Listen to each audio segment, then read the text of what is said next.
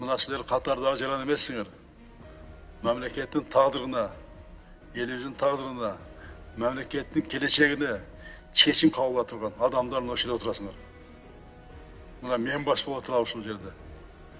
Егерде мен баш болып, таза болып, мемлекеттің бұтағында тұрғанда таза болып, қашан өзіңіз таза болсақ, өзіңер таза болсыңдар.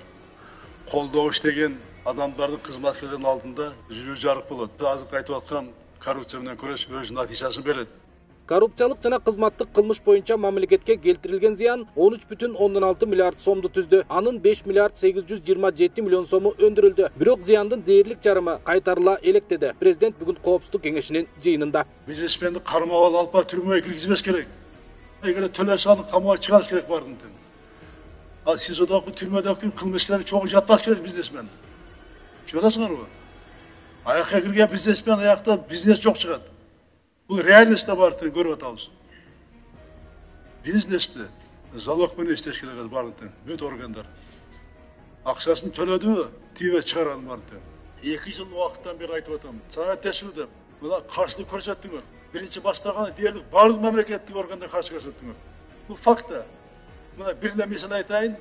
Түндүк электрон системасын басуучуга кир десем кирбедиңер. Кирбей. Кириңер да келген жок. Күч менен, зордук менен, ушерге алып келип алып, коопсуздугуңуз карап, үчүн кирбейсиң деп сөгүш берип атып, эскертүү берип атып, артыңардан кубалап жүрүп атып киргиздик. Кийинкилер бул кандай эффект берет? Ошо министрликте ведомство ишин бул кандай оңой турганда анализ болгон эмес. Мына бажы системасы, салык системасы, ур токмок менен киргизип атышат. Ур токмок менен.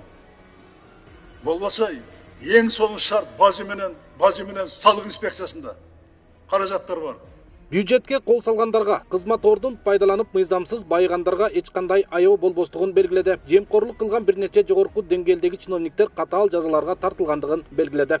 Ар ким өз өзү менен мен сага тийбей, сен сага тийбейин, унчукпайсыңар, бири-бирине коргойсуңар. Жыйынтыгында коррупционерлер мамлекет кызматта тургандар кармалып айтат. Айрыкча өзүңөрдүн укук коргоо ичиндеги органдагы коррупцияны тазаланбай атат. Ошол жаран жазганда, артына түшкөндө жазып, мен ушундай прокурор, ушундай милиционер, ушундай тин полиция кызматкери, ушундай ГКМдин кызматкери менен талап кылып атат. Мени ушундай кордун көрсөтүп атат. Мени иштетпей атат. Менен пара талап кылып атат деп кат жазгандан кийин анан кызы кармап атпайсыңар, анда кармабай. Өзүңөр кармаган бир да факты жок. Кылбаса кантип мынакей айлык көтөрөбүз врачтарды. Мен бай врач менен врачтар менен бай сүйлөшкөн уялам, сенесиңерби? Айластан барып атам, чыдап тургула деп атам, чыдап туруп көтөрөбүз. Мына эми көтөрүш керек врачтардын айлыгын. Оң менен иштеп атышат. Дагы күлүп барсаң кол чап тосуп алышат дагы. Барып сүйлөшкөндөн уяласың эй, тартынасың уялган. Мен мына бетим чыдабайт.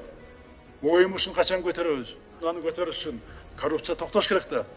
Санариптеши кириш керек да. Айрыкча бажы, салыкта, мамлекеттик кызмат көрсөтүүдө, тоокенде, бюджетке салык түшө турган жерде, мамлекеттик мүлк фондунда өтүш керек да бар. Мамлекет башчы өлкөнүн элдин эсебинен байыгысы келгендерди жазалоо элдин талабы экендигин билдирип, коопсуздук кеңешинин бардык чечимдерин ишке ашыруу анын жеке көзөмөлүндө экендигине токтолду. Элеген кызмат ордуна сиңирген эмгегине карабастан коррупциялык иштерге аралашкандыгы далилденсе, эртеби кечпи эң катуу жоопкерчиликке тартылат. Мамлекеттин элдин эсебинен байыгысы келгендерди жазалоо бул элдин талабы мына ушундай. Коррупция менен күрөштө биринчи мына башында турган, ушу залда турган биз баарыбыз баш болуп, үлгү болуп тийиш керек барын тең. Жакшыны тийиш керек, тийбаганда тийдириш керек барын тең. Алтынбек Бектуров, Калыс Өмүралиев, Регион телеканалы, Бишкек шаары.